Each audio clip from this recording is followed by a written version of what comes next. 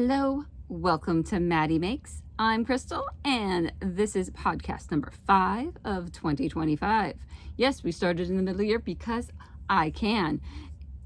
So thank you for being my accountability partners and sticking with me through this random journey of creativity.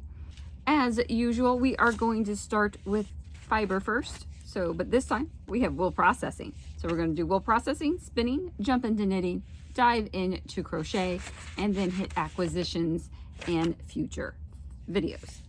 So with that being that, there'll be timestamps below so you can pick and choose what you want to watch and when you want to watch it. You can rearrange this whole order like one of those old-fashioned choose your own adventure books. But I am going to start off with wool processing. Now I'm going to cut in a little clip here. I was able to skirt 2 fleeces. Sadly, their fleeces, one fleece was from 2023 and the other one was from 2024. So I did not touch the 4 new ones, but I currently have them on soaking. I would say cold soak, but they're outside. They're whatever temperature outside is, into large bins.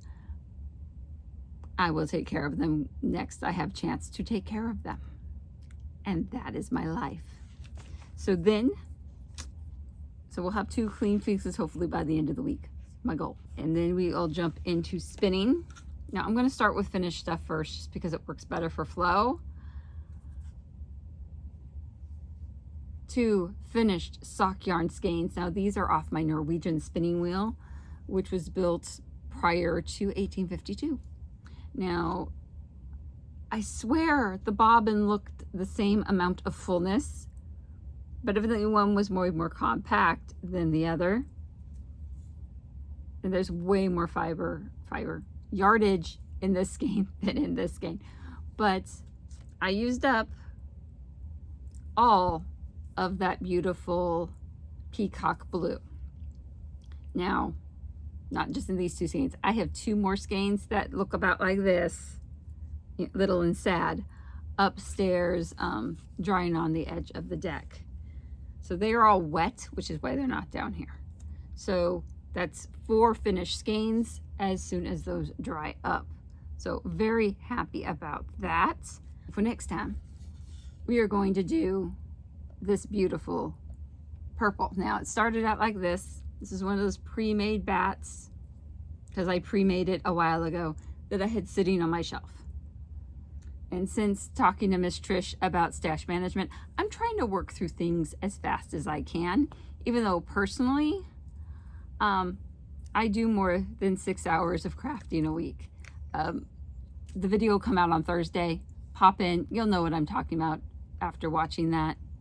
Any crafter who has a stash should watch. It'll pertain to whatever you are crafting. But anyway, I am going to keep this Norwegian Spinning Wheel on perpetual sock yarn. So we're going to use up the rest of this. I think I have more in a bag that just needs to be turned into a bat that is picked. So we'll hang out with this mohair. Sorry, the rabbit was sneezing. It was weird. Then we're gonna finish up this. Dude, Oreo, you okay?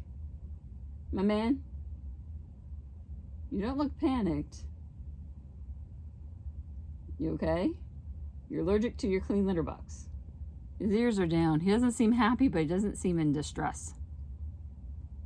Okay, now he's cleaning his paws. He's fine. So then I'll work through this purple until it's done.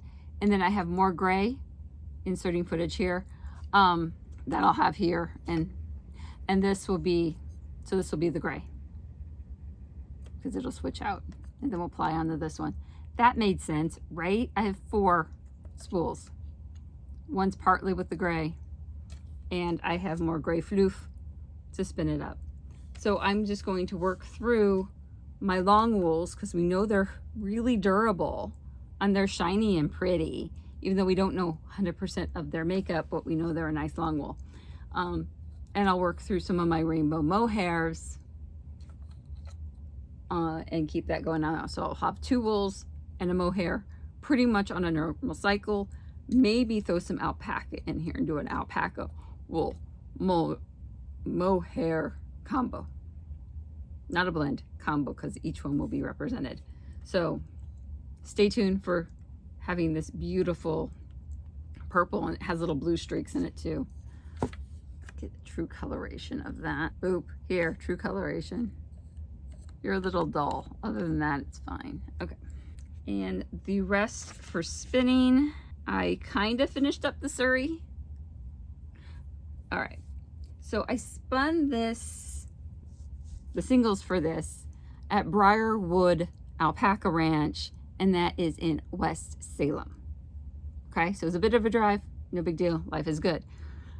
But what I didn't do was write on it which way I spun it, and with the alpaca, it's so smooth, I probably had my contacts in, and therefore I can't really see, because distance vision, right? And I think I spun that, I applied it the same way I spun it. So what I'm going to do, yeah, I did wash it. So what I'm going to do is we're going to put this back into a ball, and I am going to spin it the opposite way. Now I'm going to film that because I want to see if it works. So this might be its like little own video of, can I fix what I screwed up? Right? And even if I can't, it's still nice enough to do like a shawl or something like that out of. It's still really pretty. But we shall see. I like the way it barber pulled, because I want to figure out this before I touch those 4 ounces. I'm pointing that way. They're over on the floor over there somewhere. Those 4 ounces of Surrey I picked up, which I think I'm going to spin end to end and kind of blur them together. Should work out great. We will find out. We've got to finish this first. And woolly is still in the same. I haven't been working on the woolly fleece at all, even though I do want to get this spun up. I want all the woolly fleece spun up for 3 ply, because it turns out so gorgeous. So I think maybe that's going to be July's project, because we're going to try to do a lot of spinning in July, because July is Tour de Fleece. Now I'll try to pop those dates down below, because it seemed a little bit more truncated than years before, because it doesn't go into June at all. So it's pretty much the beginning of July to the end of July. And I have a quilting adventure in there too. So I probably won't show much of that here, but I'll have a full day of nothing but going to Sisters. So we'll do tons of spinning in July for Tour de Fleece and track yardage. So, and I'll down below, I'll tell you how I'm going to track my yardage. Anywho, jumping into knitting, timestamp here. I am working on my shawl. Now this is hand spun. You can go back a few videos and find it. It turned out really good. Blended all sorts of stuff together to get a braid. Roving, dyed roving. Bring it back to life. Can I talk? No, I can't. I hand spun the yarn from a bat I made of a dyed braid plus 3 other fibers to get 1 more yardage and to bring it back to life, because it was a bit cotted, packed down, not really felted, but need to be brought back to life. So anyway, this is here, and I have worked through my 4 repeats, and I am in the middle of repeat number 5. So my next round, I will start chart B, and chart B is repeating these like 8 stitches over and over. Let me show you. Use chart. See the little chart? So you repeat that middle part between the 2 bars over and over again, and we will have a bottom border. So all ready to start that bottom border when I actually can do some concentration time. Not just easy knitting, but I need to focus with this. Okay, the knitting I don't need to focus with, right here. And now we were at 18. I made it to 18 inches, and then I put this dude in there. So he's at around 18 inches. I might be a row off. And I need to work it to 19 3/4. So look, it's almost an inch there. And I'm starting that darker teal color. Look at that, so exciting. Look. Whoa, whoa, whoa, whoa, whoa, whoa, whoa, whoa, whoa, whoa. It's a hat. Okay. And for those of you that are observant, yes, I cut my hair. Not I had my hair cut. I cut my hair. I figure I can shear sheep. I can cut my hair. I even shaved the back a little bit. Someone else will have to make it even. I can't see behind my head, but that's okay. But this almost done. So just need to do another 1 1/4 inches. And then we will be doing the decreases and making it an actual wearable object. But I might just right around start another one or start a pair of socks, because it's so nice to be sitting on the couch and almost not paying attention to what my hands are doing. Really like that about this.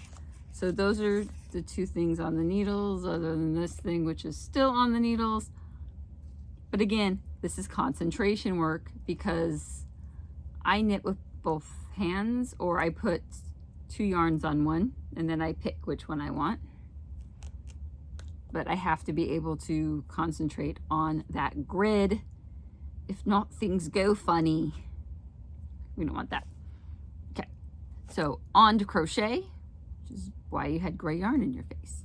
So this is what I'm doing. Okay, I crocheted this thing. It's a halter top. I crocheted it last year before. I even lined it. Yes, it's lined. But then I put it on last week, and it's a size too big, like all the way around. It's too big in the rib cage, and it's too big in the cups. So it's like, it fits, but it looks too big. So I don't really remember my exact pattern for this. That's okay. I just started pulling it apart, and I decided I wanted a little heavier, a little thicker. So I'm using single crochets. It had floof on it. So I'm using single crochets, and I started with a square. So you say I started with my little square, and then I start going around the square and increase here, so you don't wind up having like the old Madonna music videos. We don't want that look. So now we have a cup, and then I'll get 3 edging stitches around that when I put it together. So we're going to do this lattice stuff in the middle. So that'll be nice. And then I won't go as far around as this. So I'll have to measure and make sure I don't make it too big, because crocheting stretches. Not as much as knitting, but crocheting does stretch. And I think I used double crochets in here. It's just a little stretchy. So I am working on a second one of those, because we have swimming adventures or hot tub adventures coming up in August. So I need this done by August, and I have 1 cup done, just so you can account me. I have 1 cup done, and my crochet hook, and my second square, my second strip. There we are. And this is a yarn I got really cheap. It was on sale for $1.49, and I can almost do the whole halter top off of one, but I have a backup. We're good, even if I go over. This is Mimosa Gray by Yarn Bees brand, Mimosa yarn, color gray, and it is a number 2 fine cotton rayon blend. So cotton rayon should pretty good when it gets wet, but I'm glad I made that a little more coverage in the cups. I might not line it, but I'm going to put it on and try it on before I line it, because lining it is time consuming. One of my 3 works in progress there Okay, there's 4 works in progress, but we know one's not getting work done. We've accepted this. And I don't have anything else I'm crocheting right now. So we can jump into acquisitions, which means I will be crocheting something. About dress pattern. You don't care about that. We will, yeah. This is fun though. Eeny weeny micro crochet. So this is another one by Steffi. Say her last name. Glaves. Steffi Glaves. I have her other book, which is like mandalas and flat things. So skulls, bunnies, different things, snowflakes. And I've made earrings and sold earrings out of those things. So these are 3D. So these are like an agurumi, but in micro form. So we are using sewing thread. So basically, if you go down the size realm, we're talking 30, 60, 80 size thread. And in sewing terms, it would be like top stitch thread or hand quilting thread. So I have a whole box of it over there. I mean, how could I not? This is my fantasy folk and then my fantasy creatures. So I want to do earrings or like a crab on one side and a seahorse on the other and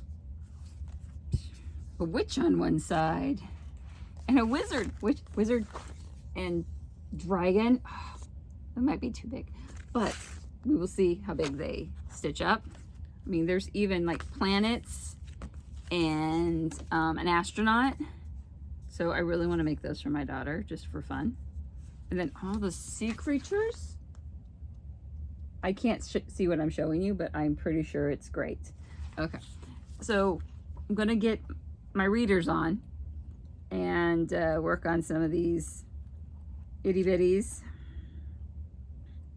in thread, and I might do some size 1 crochet, what wouldn't be crochet cotton, just size 1 fine cotton. Just to see how big they turn out. So I can do the star or the moon in different sizes. So I'm really looking forward to digging in and playing with this. I have new hooks coming today. I splurged and got good hooks because the hooks I'm currently using, are things I randomly picked up, and they're the solid metal and they're hard to hold on to, where the new ones are more like this guy. So you have something comfortable to hold on to that's not itty bitty. Because you got to take care of these, you know, do the exercises, take care of your hands. Because if you're a hand crafter, this is what makes your good stuff, right? You don't have your therapy, you don't have your well-being if you mess up your hands. So I'm getting the good hooks so I don't mess up my hands. The logic is sound. It's fine. It's cheaper than a doctor's visit. Use that logic. I hope you do. Anyway, I think I jumped you through everything other the elf coat's still sitting over there. It did not change, so we don't have to really worry about that now, do we? No. So tune in next week to see if I have any more of this done and if this actually got fixed, because I will probably work on that, you know, getting this into a ball right after this, since I'm looking at the Swift right now. It's on the opposite side of the camera. So I'll get this flipped around so I can spin it the opposite direction. And I will see you next week. If you haven't caught any of my other podcasts, that list's here. YouTube thinks you'll like that one. And as always, subscribe. I love all my subscribers, all 1,000 plus of you. Thank you so much. I appreciate you. Have a fabulous day.